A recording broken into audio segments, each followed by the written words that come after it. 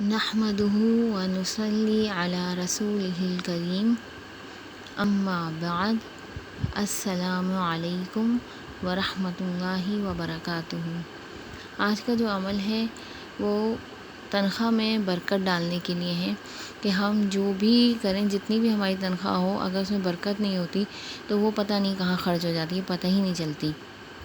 تنخواہ میں برکت ڈالنے کے لیے یہ ہے کہ آپ نے سورہ کوثر پڑھنی ہے 41 مرتبہ جب آپ کی تنخواہ آپ کے ہاتھ میں ہے۔ جب آپ کے ہاتھ میں آپ کی تنخواہ ہے تو 41 مرتبہ آپ نے سورہ کوثر پڑھ کے تنخواہ پہ دم کرنا ہے، اول آخر 1 مرتبہ درود پاک پڑھنا ہے۔ تو انشاءاللہ ایسے کرنے سے آپ کی تنخواہ میں خوب برکت ہو جائے گی اور آپ کا مہینہ آرام سے نکل جائے گا۔ اس کے علاوہ اگر بچہ بہت روتا ہو یا اسے لگتا ہے کہ نظر ہو گئی ہے تو اس پر آپ 3 یا 7 مرتبہ سورہ کوثر پڑھ کر دم کریں تو وہ بچے کا رونا اور ضدی پن ختم ہو جائے گا۔ کسی بھی عمل کو یا وظیفے کو اپنے آپ نے جاندار بنانے کے لیے ضروری ہے کہ آپ 5 وقت نماز کی پابندی ضرور کریں جو فرض نماز ہے۔